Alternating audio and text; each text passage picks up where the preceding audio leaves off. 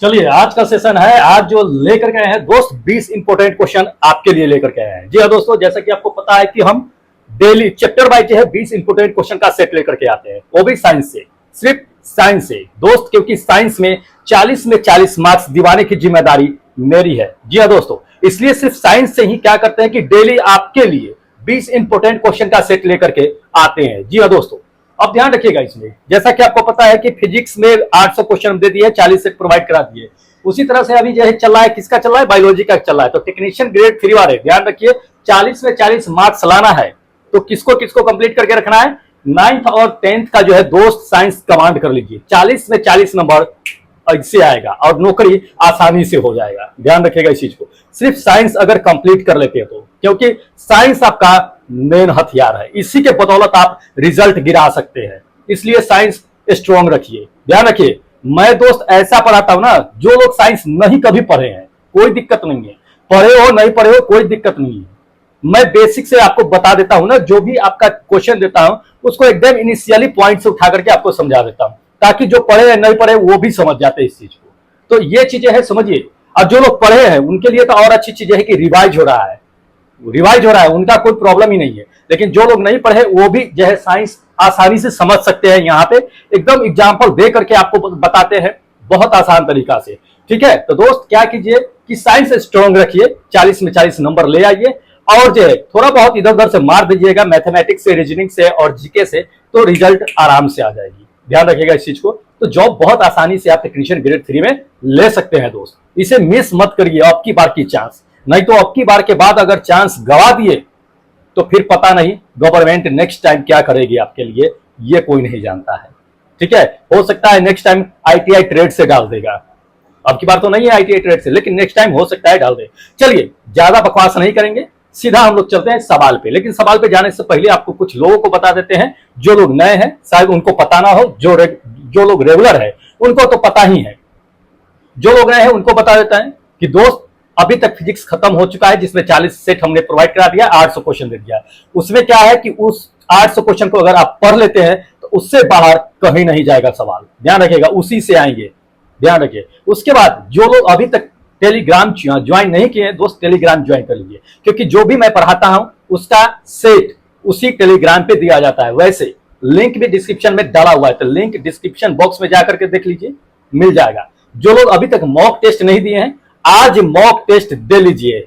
इसके बाद कल जो न्यू वीडियो आएगी उससे आने से पहले ही लिंक आपका डीएक्टिवेट कर देंगे और एक नए मॉक टेस्ट का लिंक दे दिया जाएगा। इसलिए जो लोग अभी तक नहीं दिए हैं दोस्त, दे लीजिए मॉक टेस्ट, नहीं तो फिर ये मॉक टेस्ट दोबारा नहीं आएगा। एक न्यू मॉक टेस्ट आपका लिंक जनरेट हो जाएगा, फिर नहीं दे पाइएगा। इसलिए दे लीजिए, मॉक टेस्ट देना जरूरी है, तभी तो आप पता लगा पाएंगे कि आप कितने पानी में है, कितना आप जो है साइंस में कमांड किए हुए हैं। इसलिए मॉक टेस्ट दीजिए, अच्छी चीजें है। आपका स्कोर कार्ड तो इस पे बता ही देते हैं, टेलीग्राम पे आपको भेज ही देते हैं, तो ये चीजें हैं ही। चलिए, तो जो लोग अभी तक नहीं ज्वाइन किया टेलीग्राम दोस्त, ज्वाइन कर लीजिए। और हाँ, वीडियो को शुरू से अंत तक के देखिएगा, तभी आप पता लगा पाइएगा कि कितना इंपॉर्टेंट क्वेश्चन इस सेट में जो है डाला गया है। ठीक है, तभी पता लगा पाइएगा। इसलिए वीडियो को अंत तक के देखिएगा, कॉपी कलम लेकर के बैठिएगा, क्योंकि जो भी डिस्क्रिप्शन हम देंगे और जो बताएंगे उसे कम से कम नोट करते चलिएगा, क्योंकि इसमें आपको डिस्क्रिप्शन नहीं मिलेगा। क्या मिलता है? सिर्फ क्वेश्चन आंसर मिलता है। डिस्क्रिप्शन आपको बताते हैं या पीडीएफ के थ्रू आपको मिल जाता है, तो उसमें डिस्क्रिप्शन पूरा लिखा होता है। तो इसको ध्यान में रखिए। तो जो लोग अभी तक चैनल सब्सक्राइब नहीं किए, कर लीजिए, बेनिफिट है। बाद में पछताने से कुछ नहीं होगा। क्या होगा पछताने से? जब चिड़िया चुग गई खेत। ठीक है, तो ध्यान रखिए इस चीज को। चलिए ज्यादा बकवास नहीं करेंगे, हम चलते हैं सीधा इंपॉर्टेंट जो 20 क्वेश्चन लेकर के है उसके क्वेश्चन नंबर फर्स्ट से। किससे है? ये है मानव शरीर यानी कि ह्यूमन बॉडी से है। इसमें हमें ह्यूमन बॉडी में पढ़ना क्या है? तो ह्यूमन बॉडी में पढ़ना है डाइजेस्टिव सिस्टम। डाइजेस्टिव सिस्टम से ही आपका 20 क्वेश्चन लाए हैं, इंपॉर्टेंट है। अगर इससे डाइजेस्टिव सिस्टम से क्वेश्चन डाला जाएगा तो इससे बाहर कहीं नहीं जाएगा, इसी से आएगा। ध्यान रखिएगा, इसी से आएंगे, इससे बाहर नहीं जाने वाला है। चलिए चलते हैं इसके क्वेश्चन नंबर फर्स्ट पे। क्वेश्चन नंबर फर्स्ट में दे दिया है कि छोटी आंत की आंतरिक सतह पर क्या होता है कि हजारों उंगली जैसी आकृति बनी होती है, उस उंगली जैसी आकृति को क्या कहा जाता है? जी हाँ दोस्तों, समझिए, इंपॉर्टेंट क्वेश्चन है, पूछा भी गया है, और ये सवाल जो है एनसीईआरटी के बुक से है। ध्यान रखिएगा, बहुत इंपॉर्टेंट है ये, कि छोटी आंत पे फिंगर जैसी आकृति, हजारों आकृतियां बनी होती है, उसको किस नाम से जाना जाता है छोटी आंत में? ऑप्शन देख लीजिए, बताते हैं आपको। ऑप्शन नंबर फर्स्ट में दे दिया है कि लम्स कहा जाता है, दूसरा ब्रिकाई कहा जाता है इसमें, या चौथा दे दिया विलाई कहा जाता है, या चौथा दे दिया है इसमें, तीसरा दे दिया है, ये तीसरा आपका विलाई है, चौथा इसमें आपको दे दिया है कि म्योमास कहा जाता है। क्या कहा जाता है? छोटी आंत पे जो हजारों फिंगर जैसी आकृति होती है उसको क्या कहते हैं? तो दोस्त ध्यान रखिएगा, आंत में जो फिंगर जैसी आकृति होती है उसे विलाई कहा जाता है। ये आप थर्ड नंबर ऑप्शन जो देख रहे हैं ये मेरा करेक्ट है। अब समझिए, सिर्फ टिक मार के नहीं जा रहे हैं, आपको समझाएंगे, वेट कीजिए, सब्र कीजिए। चलिए, आपको हम क्या करते हैं कि फोटो के माध्यम से भी आपको समझा देते हैं ताकि छवि जो है आपके मस्तिष्क में, दिमाग में बैठा हुआ रहे, याद रहे। ठीक है, दिखाते हैं छोटी आंत में जो हजारों जैसी फिंगर रहती है उसकी आकृति। ये देख लीजिए, ये मानव का क्या है कि छोटी आंत है ये। ठीक है, यही देख लीजिए, इसमें क्या है कि ये देख रहे हैं ना आप, फिंगर जैसी हजारों इसमें क्या होती है कि आकृति निकली होती है। इसी को विलाई के नाम से जाना जाता है। समझिए, विलाई इंग्लिश वर्ड है, हिंदी में क्या कहा जाता है? रंसाकूर कहा जाता है। क्या कहते हैं? रंसाकूर। ध्यान रखिएगा, याद रखिएगा इस चीज को। ठीक है, पीडीएफ जो मिलेगी उसमें सारा डिस्क्रिप्शन लिखा होगा, इसीलिए मैं बार बार बता रहा हूं आपको कि टेलीग्राम ज्वाइन कर लीजिएगा, वहां पे पीडीएफ मिल जाएगा आपको। वीडियो जो है या तो आप नोट कर लीजिए कॉपी कलम लेकर के, ज्वाइन करने की जरूरत नहीं पड़ेगी, लेकिन कुछ चीजें हैं जो टेलीग्राम पे आती रहती हैं, आप सिर्फ वीडियो के माध्यम से ही ना क्वेश्चन आंसर देख पाइएगा, इसलिए हम आपको बता रहे हैं। तो समझिए, ये जो हजारों जैसी जो है उंगली जैसी आकृति है इसी को विलाई कहते हैं।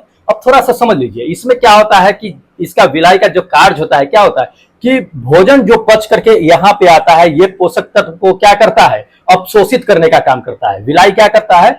पचे हुए भोजन में जो पोषक तत्व होता है उसको अवशोषित, ऑब्जर्व करने का काम करता है। अब पोषक तत्व में होता कौन कौन है ये समझ लीजिए।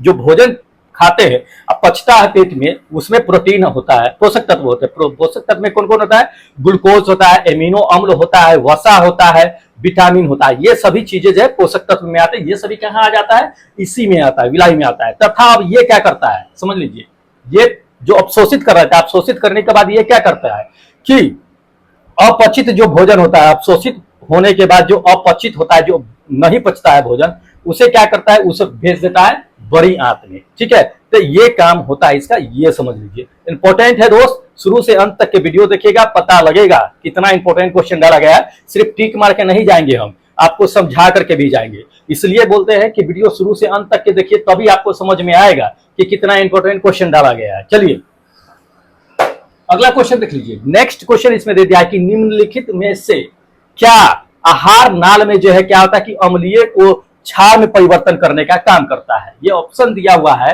ये कौन है? जो मनुष्य के आहार नाल में जो होता है, जो भोजन जाता है उसको अम्ल से क्या करता है कि क्षार में कन्वर्ट करने का काम करता है। कौन करता है ये बताना है, पूछा गया है क्वेश्चन और इंपॉर्टेंट भी है। ठीक है, चलिए आपको ऑप्शन दिखाते हैं।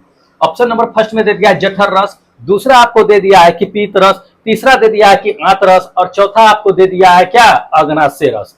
कौन होता है? तो ध्यान रखिएगा दोस्त, जो अम्ल आहार को जो है क्षार आहार में बदलने का काम करता है, ये सेकेंड नंबर मेरा होगा पीत रस। ठीक है, पीत रस ही क्या करता है कि भोजन को अम्ल को क्या करता है कि क्षार में बदलने का काम करता है। अब थोड़ा सा इसके बारे में समझ लीजिए, ये है। ठीक है, तो ये यहाँ पे क्या होता है कि पीत होता है। अब समझिए पीत का काम समझ लीजिए कि होता क्या है। पीत का काम समझ लीजिए कि क्या होता है। पीत क्या करता है? अमाशय में जो भोजन आता है उसको क्या करता है कि अम्ल से क्षार में बदलने का काम करता है। ठीक है, और जीवाणु जो पनपता है उसको मारने का काम करता है। ठीक है, अग्नाशय रस का काम होता है, ये समझ लीजिए। तो ये इंपॉर्टेंट है दोस्त, इसको समझना बहुत जरूरी है। चलिए अगला क्वेश्चन दिखाते हैं जो इंपॉर्टेंट है। अगला क्वेश्चन इसमें दे दिया है कि पाचन के संदर्भ में कौन सा कथन गलत है? गलत कथन है ये पहचानना है। ठीक है, रॉन्ग स्टेटमेंट है। तो चलिए ये थोड़ा बता देते हैं।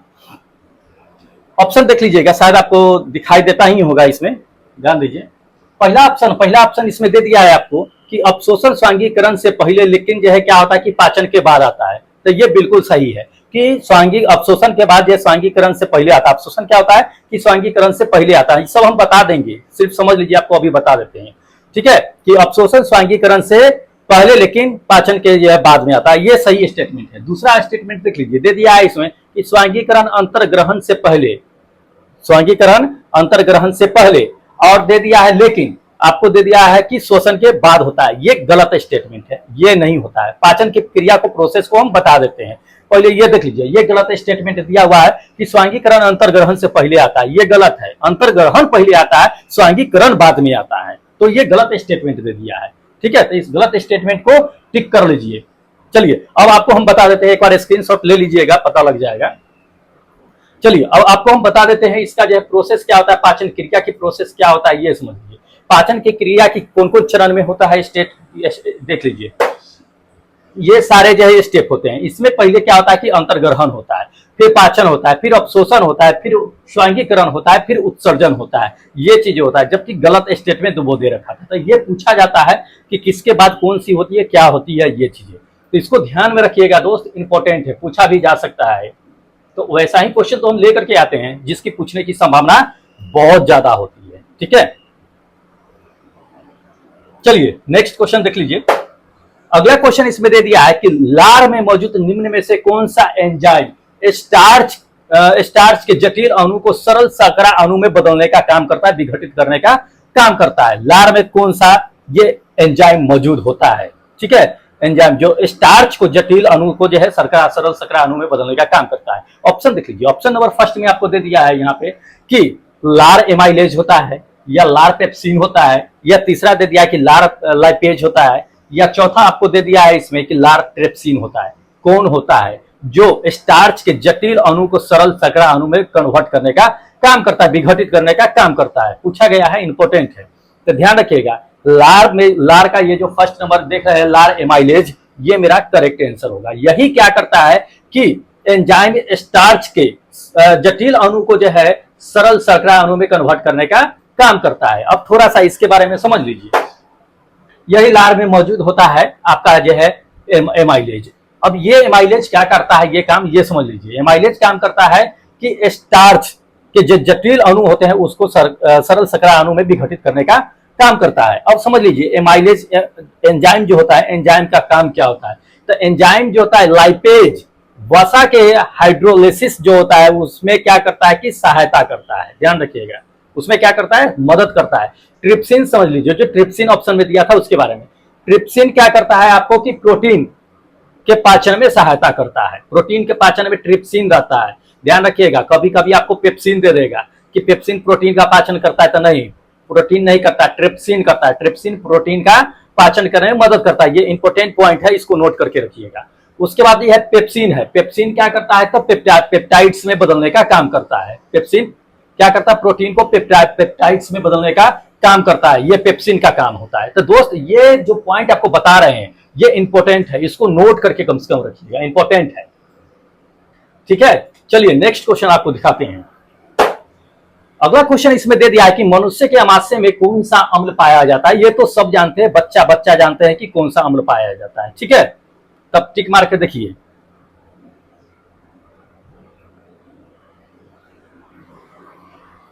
हाँ, तो इसमें आपको हम बता दिए हैं कि मनुष्य के अम्ल अमाशय में कौन सा अम्ल पाया जाता है। ये तो सब जानते हैं, बच्चा बच्चा जानते हैं, हम लोग बचपन से भी पढ़ते आए हैं। इसमें ऑप्शन डायरेक्ट बता देते हैं आपको। ये फोर्थ नंबर जो आप देख रहे हैं HCl, हाइड्रोक्लोरिक अम्ल, पढ़ते आ रहे हैं ना कि मनुष्य के अमाशय में जो हाइड्रोक्लोरिक अम्ल होता है जो पाचन क्रिया में मदद करता है, ये तो हम लोग पढ़ते आए हैं। कहाँ होता है, अमाशय में होता है। देख लीजिए, आपको बता देते हैं, ये मनुष्य का अमाशय है। इसी में क्या होता है कि हाइड्रोक्लोरिक अम्ल पाया जाता है।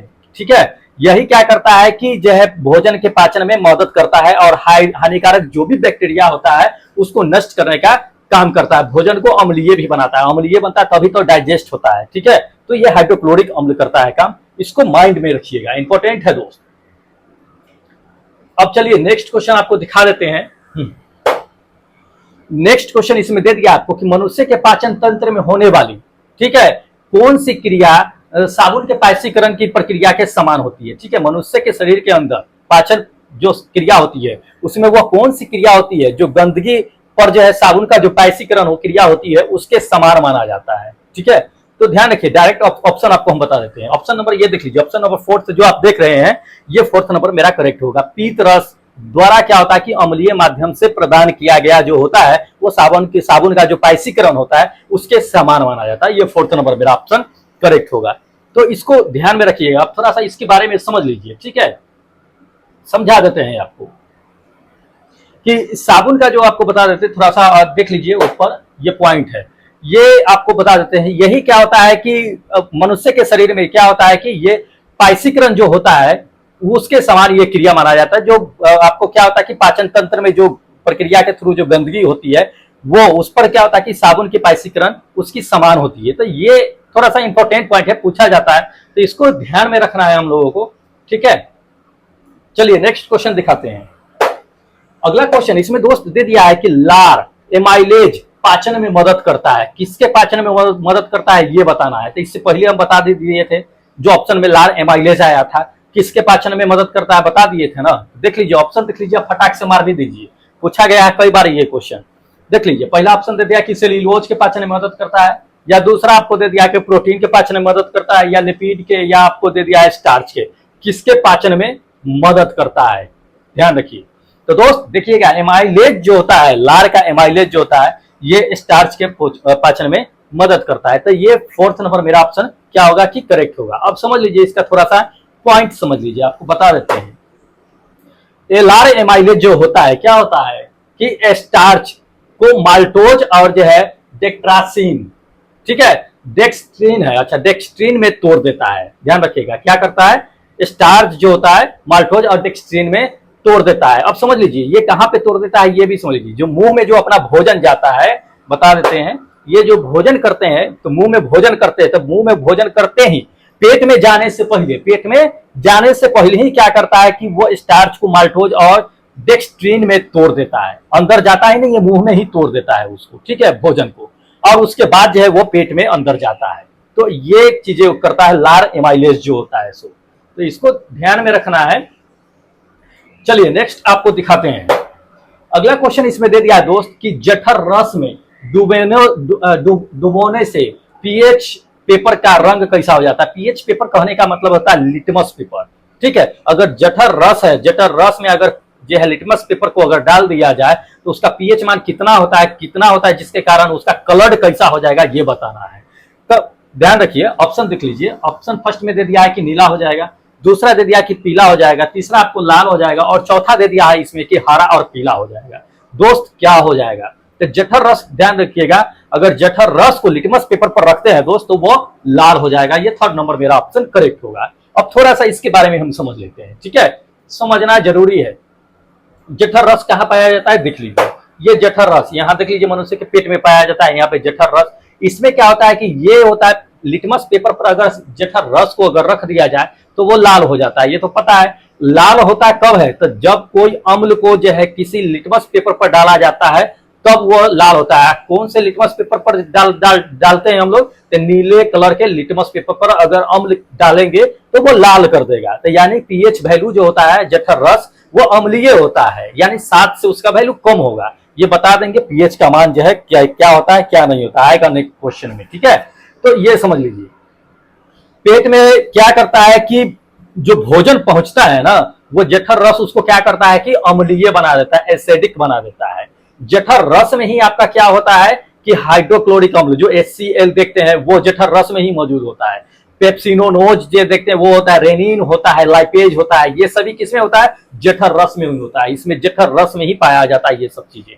तो इसको ध्यान में रखिएगा दोस्त, इंपॉर्टेंट है। हो सकता है ये जठर रस वाला जो है आपको पॉइंट दे देगा, ठीक है, जठर रस में ही होता है ये चीजें। चलिए नेक्स्ट क्वेश्चन दिखाते हैं दोस्त।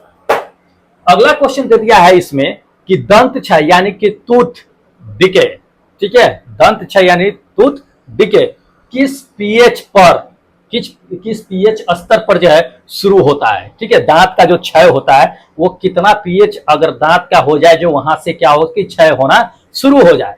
कई बार पूछा गया है क्वेश्चन, इंपॉर्टेंट भी है, ध्यान रखिएगा।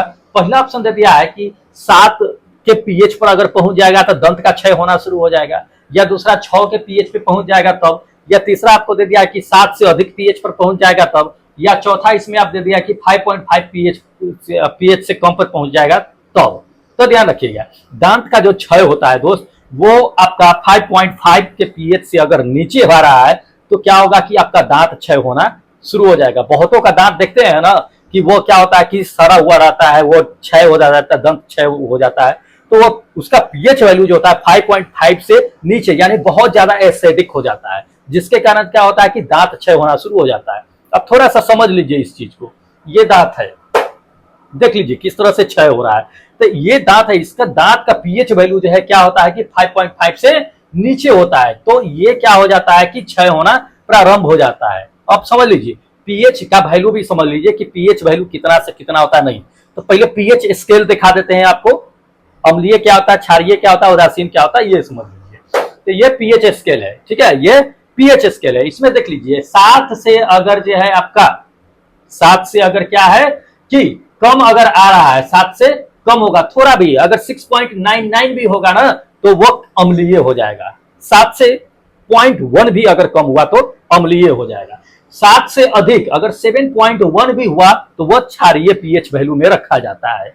अगर आपका न 7 से कम है न ज्यादा है, एक्वेट 7 पे है, 7 है एक्वेट, तब उसको अम्लीय उदासीन माना जाता है। क्या माना जाता है? उदासीन माना जाता है। तो इसको ध्यान में रखिएगा, पूछा जाता है यही दांत का वैल्यू, इसमें पीएच के वैल्यू क्या होता है कि 5.5 से कम हो जाता है, जिसके कारण क्या होता है दांत का क्षय होना शुरू हो जाता है। अब ध्यान रखिएगा दांत जो क्षय होता है तो उसका कौन सा रूप जो है क्षय होना शुरू हो जाता है, ये समझ लीजिए। तो दांत है, दांत का जो है आपका जो है दंत वल्क, वल्क जो होता है दंत वल्क, दंत वल्क कहने का मतलब क्या होता है? दंत वल्क कहने का मतलब होता है एनामिल। दांत का जो एनामिल होता है वो क्या होता है कि क्षय होना शुरू हो जाता है। वो क्या होता है कि 7 से जो क्या होता है 5.5 से कम अम्ल उस पर जमा हो जाता है, तो बैक्टीरिया जो दांत पे मौजूद होता है ना, उस अम्ल को क्या करता है कि शुगर में विघटित कर देता है। किसमें विघटित कर देता है? शुगर में विघटित कर देता है। और शुगर में जब विघटित होता है वैसे ही बैक्टीरिया उस पर हावी हो जाता है, दांत जो है उसका एनामिल जो है धीरे धीरे सड़ने लगता है, टूटने लगता है। तो ये दंत वल्क कह दे, दंत वल्क या एनामिल कह दे, ध्यान रखिएगा, इंपॉर्टेंट है। ध्यान रखिएगा दांत का जो सबसे कठोर भाग कौन सा होता है? यही एनामिल हो। दांत का पूरे शरीर का कहिए कि सबसे कठोर भाग ये एनामिल ही होता है दांत का वाला, तो इसको ध्यान में रखिएगा। चलिए अगला क्वेश्चन देख लीजिए। अगला क्वेश्चन दे दिया है कि निम्न में से कौन सा अमाशय में बनने वाला एक प्रोटीन पाचन एंजाइम है, यानी पाचक एंजाइम है। ठीक है, ये इनमें से बता देना है ऑप्शन। ठीक है, अमाशय में बनने वाला एक पाचक एंजाइम के रूप में काम करता है, ये बताना है। पहला ऑप्शन देख लीजिए। मुझे पता है कि क्या मारिएगा, मुझे पता है लेकिन नहीं है, कुछ लोग को पता होगा तो वो मार देंगे, मुझे पता है। चलिए देख लीजिए, पहला ऑप्शन देख लीजिए, हाइड्रोक्लोरिक अम्ल हो सकता है या एंटी काइनेज हो सकता है, एंट्रोकाइनेज, या पेप्सिन है, या चौथा नंबर आपको दे दिया कि माल्टेज है। दोस्त कौन है जो अमाशय में बनने वाला प्रोटीन पाचक एंजाइम होता है? तो ध्यान रखिएगा ये थर्ड नंबर मेरा ऑप्शन पेप्सिन होगा। बहुत लोग हाइड्रोक्लोरिक अम्ल समझ रहे होंगे HCl, नहीं दोस्त, ये पेप्सिन होगा। ठीक है, अब समझ लीजिए पेप्सिन के बारे में। पेप्सिन के बारे में भी पूछता जाता है, तो पेप्सिन के बारे में थोड़ा सा पॉइंट नोट कर लीजिएगा। चलिए पॉइंट में देखते चलिएगा। पॉइंट में आपको बता देते हैं कि अमाशय में जो प्रोटीन बनता है उसका जो है क्या होता है कि पाचक एंजाइम होता है। ठीक है, पाचक एंजाइम, अमाशय में बनने वाला जो है प्रोटीन एक पाचक एंजाइम होता है। पेप्सिन को प्रोटीन या जो है प्रोटीओजोन जनन जो है या पेप्सिन में बदलने का काम करता है। ठीक है, ये चीजें समझ लीजिए। तो ये इंपॉर्टेंट पॉइंट है, इसको ध्यान में रखिएगा। कभी कभी आपसे क्या हो सकता है कि पूछा जा सकता है, इसकी संरचना जो होता है आपको अमाशय में जो होता है, तो वो चीजें बता देंगे हम। चलिए अगला दिखा देते हैं क्वेश्चन।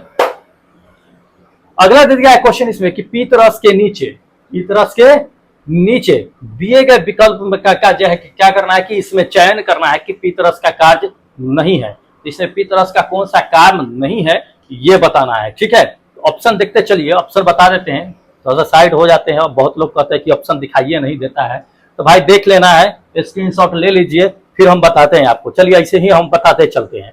पीतरस का इसमें जो है कौन सा काम नहीं होता है, संबंध है, इसमें बताना है कि कौन सा काम नहीं होता है। पहला देख लीजिए, पहला नंबर आपको दे दिया है कि यह क्या करता है, अग्नाशय एंजाइम क्रिया।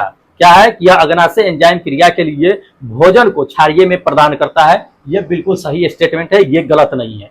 उसके बाद देख लीजिए सेकेंड नंबर दे दिया है इसमें दे दिया है कि इसमें प्रोटीन को पचाने वाला एंजाइम होता है, जो प्रोटीन के पाचन में क्या करता है कि सहायक होता है। ठीक है, या सहायता करता है। तो दोस्त ध्यान रखिएगा, ये जो है आपका कि ये गलत स्टेटमेंट है। ये सेकेंड नंबर जो देख रहे हैं स्टेटमेंट, ये गलत है।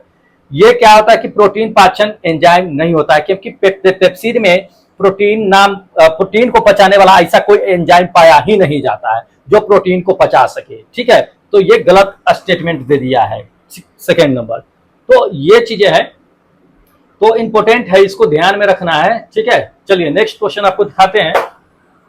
अगला क्वेश्चन इसमें दे दिया है कि निम्नलिखित में से कौन से जीव की छोटी आंत अपेक्षाकृत लंबी होती है। ठीक है, छोटी आंत होती है लेकिन अपेक्षाकृत उसकी क्या होती है कि लंबी होती है। इसमें बताना है कि कौन सा है। पहला ऑप्शन देख लीजिए, पहला ऑप्शन दे दिया है कि बाघ, दूसरा मनुष्य, तीसरा गाय और चौथा आपको दे दिया है कि शेर। किसकी आंत अपेक्षाकृत लंबी होती है? तो ध्यान रखिएगा, ये ऑप्शन जो होगा ये थर्ड नंबर गाय होगा। अब कैसे होगा ये भी समझ लीजिए, क्योंकि समझना बहुत जरूरी है। आज इलेक्शन हो रहा है ना, इलेक्शन का रिजल्ट आ रहा है, किसका सरकार बनने वाला है। काश क्या होता कि स्टूडेंट लोगों का इतना जल्दी एग्जाम लेने के बाद रिजल्ट दे दिया जाता है, लेकिन ऐसा नहीं होता है। ना इंसाफी स्टूडेंट के साथ ही होता है। सरकार लोगों का देखिए, वो लोग कहेंगे कि हमें जनता का सेवा करना है, इसलिए जो है हम लोग जल्दी रिजल्ट लाते हैं और जल्दी जो अपने शासन प्रशासन करना शुरू कर देते हैं। ये होना चाहिए, स्टूडेंट लोगों में भी सुधार होना चाहिए। खैर चलिए, ये सब उन लोगों का अपना मैटर है, हम लोगों को अपना मैटर है, लेकिन गलत है। चलिए इसमें देख लीजिए, आपको हम बता देते हैं, थोड़ा सा पॉइंट पे ध्यान दीजिएगा। इसमें क्या है कि गाय की आंत जो होती है क्या होता है कि अपेक्षाकृत जो होती है, ये देख लीजिए, ये गाय है ना, तो इसकी आंत जो होती है क्या होती है कि अपेक्षाकृत जो होती है क्या होती है कि लंबी होती है। समझ लीजिए कि किसकी किसकी आंत जो है लंबी हो सकती है। तो जितने भी शाकाहारी जानवर देखते हैं दोस्त, उसकी आंत जो है अपेक्षाकृत क्या होती है कि लंबी होती है। क्यों लंबी होती है समझ लीजिए। शाकाहारी कहने का मतलब जो मांस नहीं खाते हैं, शाकाहारी जानवर की बात बता रहे हैं। क्यों होता है? क्योंकि वो क्या करते हैं कि हरे घास खाते हैं। हरे घास खाते हैं तो घास में क्या होता है कि सेल्यूलोज होता है।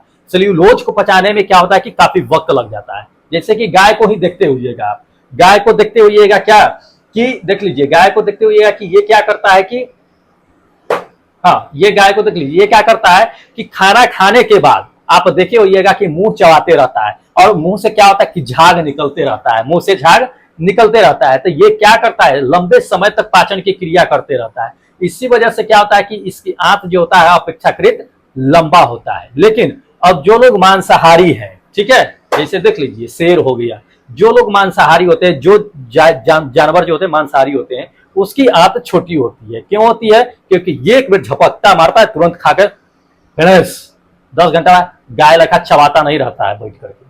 ठीक है, झपटा मारा, तुरंत खाया, तुरंत एनर्जी आ गया, आराम से पड़ा रहा है। तो ये जानवरों का क्या होता है कि आंत अपेक्षाकृत छोटी होती है, ध्यान रखिएगा, जो मांसाहारी होते हैं, है ना। तो ये चीजें हैं। चलिए अगला दिखाते हैं क्वेश्चन आपको। अगला क्वेश्चन इसमें दे दिया कि मानव शरीर के किस भाग में अंकुर यानी कि विलाई मौजूद होता है। ये तो हम आपको बता ही दिए थे कि आंत में जो होता है उंगली जैसी संरचना होता है, उसे क्या कहते हैं, तो उसे विलाई ही कहता है। देखिए अब इसको क्या किया है कि ऑप्शन से उठा के क्वेश्चन बना दिया है और क्वेश्चन को ऑप्शन में डाल दिया है कि विलाई किस भाग में स्थित होता है। तो आंत में होता है, या आंत में दे देता है कि छोटी उंगली जैसी, फिंगर जैसी हजारों आकृतियां होती है, उसे क्या कहते हैं, उसे विलाई या अंकुर कहते हैं या रंसाकूर कहते हैं, ये दोनों कह सकते हैं। तो ये दे दिया है ये। अब थोड़ा सा इसके बारे में हम क्या करते हैं, ये ऑप्शन देख लीजिए। ऑप्शन में मेरा क्या है कि ये थर्ड नंबर जो है करेक्ट होगा, छोटी आंत। ठीक है, अब थोड़ा छोटी आंत को हम देख लेते हैं, थोड़ा उसको समझ भी लेते हैं। अक्सर देख लिए हैं कई बार छोटी आंत को, तो ये मनुष्य का छोटी आंत है। छोटी आंत के बारे में जान लीजिए। इसी में क्या होती है कि ये विलाई पाया जाता है, फिंगर जैसी आकृति होती है, इससे पहले भी आपको हम बता दिए हैं। इसी में क्या होता है कि पचे हुए भोजन का अवशोषण होता है, यहाँ से विलाई के द्वारा ही क्या करते हैं, इनको अवशोषित किया जाता है छोटी आंत में। ठीक है, अंकुर जो है, छोटी अंकुरन जो है छोटी आंत में ही पाया जाता है। तो ये चीजें है। इसकी छोटी आंत की लंबाई कितनी होती है बताया जाए। छोटी आंत की जो लंबाई होती है लगभग जो है 20 फीट के आसपास होती है, 7.5 मीटर के आसपास में होती है। ये छोटी आंत की लंबाई जो होती है, उसे ध्यान रखिएगा, आपकी जितनी हाइट है ना उससे कई गुना होता है। ठीक है, 4 गुना 5 गुना जो है इसकी अंदर जो आंत होती है उसकी होती है। तो ये चीजें है। चलिए अगला क्वेश्चन देख लीजिए। दे दिया कि रक्तचाप को मापने के लिए चिकित्सकों द्वारा उपयोग किए जाने वाले उपकरण का नाम बताना है कि कौन सा उपकरण है जिससे ब्लड प्रेशर मेजर किया जाता है। सब जानते हैं, कई बार पढ़े होंगे। तो दोस्त ये कौन सा होता है, ये ध्यान रखिएगा। ये थर्ड नंबर जो है मेरा स्फिग्मेनोमीटर ये होता है। स्फिग्मेनोमीटर के थ्रू ही क्या किया जाता है कि रक्तचाप को मेजर किया जाता है। ठीक है, तो बता देते हैं कि किस तरह का होता है स्फिग्मोनोमीटर। देख लीजिए, जो लोग ब्लड प्रेशर चेक करवाए होंगे उनको तो पता ही होगा, लेकिन नाम बहुत कम लोग जानते हैं। सीधा जानते हैं कि हाँ ब्लड प्रेशर मापने वाला चलो कहाँ है, उसको लेकर के जांच करवा लेते हैं। नाम नहीं जानते हैं लोग, तो स्फिग्मोनोमीटर होता है इसका। ठीक है, इसी से क्या किया जाता है, ब्लड प्रेशर मेजर किया जाता है। इसी के ऑप्शन के थ्रू चल लेते हैं। इकोकार्डियोग्राम था, तो इकोकार्डियोग्राम देख लीजिए, ये इकोकार्डियोग्राम है। इकोकार्डियोग्राम क्या करता है, हृदय की जांच करता है, अपना हार्ट का क्या करता है, इससे जांच किया जाता है इकोकार्डियो के द्वारा। उसके बाद स्टेथोस्कोप है। स्टेथोस्कोप देख लीजिए, आला जिसको बोलते हैं, कान में लगा करके आला जो है क्या करते हैं, बीप सुनते हैं, शरीर की धड़कन सुनते हैं, लंग्स की आवाज सुनते हैं, ये सब चीजें होता है। ठीक है, उसके बाद देख लीजिए, ये आपका जो है स्पाइरोमीटर है। स्पाइरोमीटर के द्वारा क्या करता है, लंग्स की जो है बेहतर क्षमता बनाने की कोशिश की जाती है इस स्पाइरोमीटर के थ्रू। तो ये चीज है, ये पूछा जाता है, इंपॉर्टेंट है, इसलिए इसको क्या करना है कि जानना जरूरी है दोस्त। चलिए नेक्स्ट क्वेश्चन दिखाते हैं। अगला क्वेश्चन इसमें दे दिया है आपको कि मुख गुहिका यानी कि वोकल कैविटी मानव डैश तंत्र का एक हिस्सा है। किसका हिस्सा है ये बताना है। तो ऑप्शन देख लीजिए, ऑप्शन नंबर फर्स्ट में आपको दे दिया है कि परिसंचरण का हिस्सा है, या पाचन का हिस्सा है, या तीसरा आपको दे दिया है कि उत्सर्जन का हिस्सा है, या चौथा दे दिया है श्वसन का हिस्सा है। दोस्त किसका हिस्सा है, तो मुख गुहिका जो होता है दोस्त, ये सेकेंड नंबर जो आप देख रहे हैं पाचन का हिस्सा होता है। ठीक है, मुख गुहिका पाचन का हिस्सा होता है। अब समझ लीजिए, मुख गुहिका के बारे में आपको बता देते हैं। मुख गुहिका कहने का क्या मतलब है, जहां से हम लोग जो है भोजन करना शुरू करते हैं, मुख के क्रिया से भोजन शुरू करते हैं ना, तो ये मुख गुहिका कहा जाता है। ठीक है, मुख की प्रक्रिया जहां से भोजन शुरू करते हैं।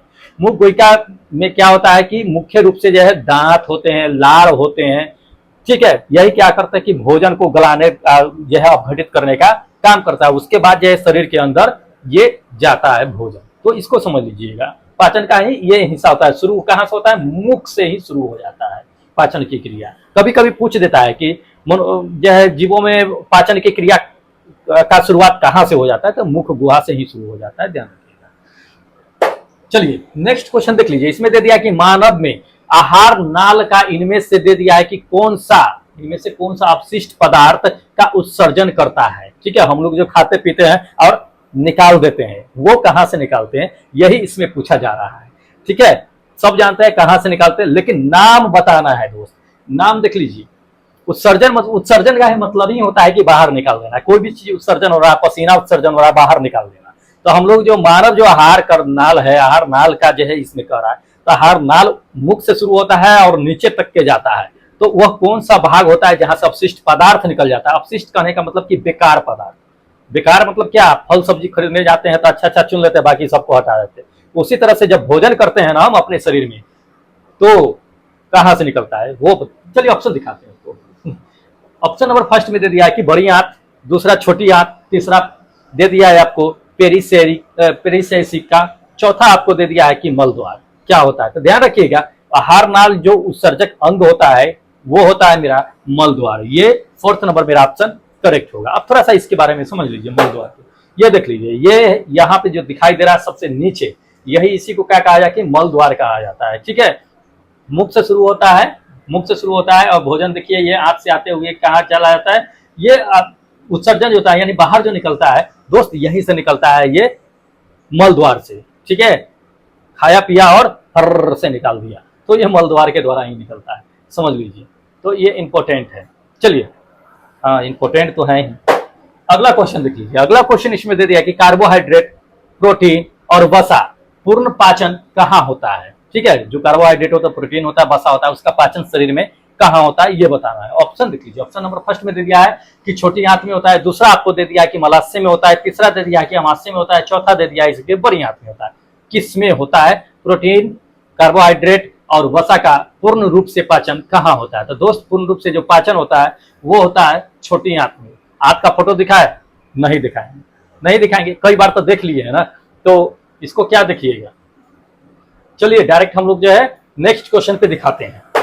नेक्स्ट क्वेश्चन देख लीजिए, इसमें दे दिया है आपको, हाँ इंपॉर्टेंट क्वेश्चन है दोस्त, इसको नोट कीजिएगा कि एक मनुष्य के मुख में केवल डैश कृदंत होते हैं। कृदंत मतलब कहने का मतलब क्या है, ये टाइप्स ऑफ टीथ दे दिया है, दांत का जो है प्रकार दे दिया है। दांत के प्रकार आपको पता होना चाहिए कितना प्रकार के होते हैं, तो उसी का एक प्रकार दे दिया है, उसमें कितने होते हैं कृदंत ये बताना है। ठीक है, जो लोग पढ़े होंगे उनको पता होगा कि कितने होते हैं। चलिए ऑप्शन देख लीजिए, ऑप्शन आपको बता देते हैं कि पहला 10 दे दिया है, दूसरा नंबर दे दिया है कि 8 होता है, तीसरा दे दिया है 4 होता है, हाँ तीसरा दे दिया 4 होता है, चौथा दे दिया कि 12 होता है। क्या होता है, तो कृदंत की संख्या बताना है। तो कृदंत की संख्या जो होता है ना वो दोस्त 8 होता है। ठीक है, अब थोड़ा सा समझ लीजिए कि दांत के प्रकार, कितने प्रकार के दांत होते हैं, क्या होते हैं, नहीं होते हैं, ये समझ लीजिए, ध्यान रखिए। दांत जो होता है दोस्त, ये मनुष्य में जो होता है वो 4 प्रकार के दांत होते हैं। ठीक है, 4 प्रकार के दांत होते हैं, चारों मिला प्रकार के दांत मिलाकर करके 32 गो दांत होते हैं। आपके मुख में कितना दांत है, 36 नहीं 32 दांत होते हैं। ठीक है, तो ये मुख में जो है टोटल मिलाकर के 4 प्रकार के दांत होते हैं, 32 दांत होते हैं। कौन कौन होते हैं ये देख लीजिए। पहला देख लीजिए, पहला आपको कृदंत होता है जो 8 होता है, दूसरा रंधक होता है जो आपका 8 होता है, 4 होता है। उसके बाद दे दिया चवर्णक होता है जो 12 होता है। उसके बाद अग्र चवर्णक होता है जो 8 होता है। ये टोटल मिलाकर के जो है आपका 32 दांत होते हैं अपने ये। ठीक है, तो इसको ध्यान में रखना है। चलिए नेक्स्ट क्वेश्चन आपको दिखा देते हैं, इंपॉर्टेंट है। अगला क्वेश्चन इसमें दे दिया है कि लसिका आंत में दे दिया है कि पचित और अवशोषित डैश का परिवहन करता है। ठीक है, लसिका जो होता है तो जो पचा हुआ भोजन होता है आंतों में जो होता है लसिका, तो पचित और अवशोषित डैश का परिवहन करता है, किसका परिवहन करता है, किसको ले जाने का काम करता है ये बताना है। ऑप्शन देख लीजिए, ऑप्शन नंबर फर्स्ट में दे दिया है कि एंजाइमों को, दूसरा दे दिया है कि वसा का, तीसरा आपको दे दिया है कि कार्बोहाइड्रेट का, हाइड्रेट्स का, और चौथा दे दिया है कि प्रोटीन का। किसका करता है परिवहन, ध्यान रखिएगा। लसिका जो होता है आंत में पचित और जो है अवशोषित वसा का क्या करता है कि परिवहन करने का काम करता है। तो ये सेकेंड नंबर मेरा ऑप्शन करेक्ट होगा। ठीक है, तो इसको ध्यान में रखना है, इंपॉर्टेंट है। चलिए लास्ट क्वेश्चन दिखाते हैं दोस्त, ये है लास्ट क्वेश्चन 20वां क्वेश्चन जो है सो कहता है दंत क्षय के परिणाम स्वरूप डैश होता है। जो दंत क्षय होता है वो उसमें किसका दंत क्षय होता है, तो ये तो बता ही दिए हैं हम। ऑप्शन देख लीजिए, ऑप्शन नंबर फर्स्ट में दे दिया है कि कोमल दंत वल्क का होता है, दूसरा दे दिया है आपको इसमें कि दुर्गंध युक्त जो है सांस का होता है, या तीसरा दे दिया है कि मसूर से रक्त के स्त्राव का होता है, या चौथा इसमें दे दिया है कि टूटा हुआ दांत का होता है। किसका होता है, तो ध्यान रखिएगा दंत जो क्षय होता है ना वो कोमल दंत वल्क का होता है। तो ये फर्स्ट नंबर मेरा ऑप्शन है, करेक्ट होगा। दंत वल्क कहने का मतलब क्या होता है कि एनामिल। ठीक है, क्या होता है, एनामिल। तो देख लीजिए ये दंत वल्क है, एनामिल है। इसी को एनामिल, दंत वल्क को ही क्या कहा जाता है कि एनामिल कहा जाता है, दंत एनामिल। यही शरीर का क्या होता है कि सबसे मजबूत होता है ये। ठीक है, अब समझ लीजिए कि ये जो होता है सबसे कठोर तो होता ही है शरीर में। इसमें क्या होता है कि खनिज लवण मौजूद होता है। और ये बड़ा किससे होता है, इसका निर्माण किससे होता है, तो कैल्शियम फॉस्फेट से होता है। ये पूछा जाता है कि एनामिल जो है, एनामिल में मतलब कैल्शियम फॉस्फेट कहाँ पाया जाता है, तो ये दांत के एनामिल में पाया जाता है, जिसके कारण क्या होता है काफी कठोर होता है। ठीक है, इसको ध्यान में रखना है दोस्त, इंपॉर्टेंट है। चलिए तो दोस्त ये था आपका 20 इंपॉर्टेंट क्वेश्चन। ठीक है, इसी तरह से क्या होता है कि डेली आपका चैप्टर वाइज जो है 20 इंपॉर्टेंट क्वेश्चन का सेट आता है। अभी बायोलॉजी चला, फिजिक्स खत्म कर रखे हैं, इसके बाद जो होगा क्या होगा, केमिस्ट्री होगा, और नहीं हुआ तो इसमें जो है एक अलग तरह का सेट आपके लिए प्रोवाइड कराएंगे। अभी बहुत कुछ आना है, अभी टाइम है दोस्त। तो क्या कीजिए कि जम कर तैयारी करना शुरू कर दीजिए, मेहनत कीजिए दोस्त, एकदम जी तो दिन रात एक कर दीजिए। जॉब ले लीजिए, जॉब लेने के बाद आपका बाहर होगा। ठीक है, चलिए तो क्या करते हैं कि जो लोग नए हैं अभी तक मॉक टेस्ट नहीं दिए हैं वो मॉक टेस्ट दे ले, लिंक डिस्क्रिप्शन बॉक्स में दिया हुआ है। और चैनल सब्सक्राइब नहीं किए हैं तो अगर अच्छा लगा होगा कि सेट सच में सही है तो चैनल सब्सक्राइब कर लीजिए, क्योंकि बाद में फिर पछताते रहिएगा, उससे कुछ नहीं होगा। बाद में पछताने से कुछ नहीं होगा। जो लोग मान लीजिए कि एफर्ट नहीं है कोचिंग करने में, जो लोग बाहर जाने में एफर्ट नहीं है, लड़कियां बहुत होती हैं जो बाहर नहीं जा पाती हैं, घर पे बैठ करके बहुत ऐसे लड़कियां होती है जो तैयारी कर लेती हैं। तो दोस्त वैसे कैंडिडेट को मैं बता रहा हूं कि आप अगर घर बैठ करके चाहते हैं कि तैयारी कर करके आप जो है 40 में 40 मार्क्स लाना चाहते हैं तो चैनल सब्सक्राइब कर लीजिए। ये चैनल आपके लिए ही है। बिल्कुल निःशुल्क भी है मॉक टेस्ट, उसका कोई पैसा नहीं लगता है। लिंक डिस्क्रिप्शन बॉक्स में डाला हुआ है, जाकर के चेकआउट कीजिए, फटाफट मॉक टेस्ट दे दीजिए। नया टेस्ट का लिंक जो है जल्द ही आपको जनरेट करवा देंगे। ठीक है, तो चलिए फिर मिलते हैं एक नए वीडियो के साथ, तब तक जय हिंद दोस्तों।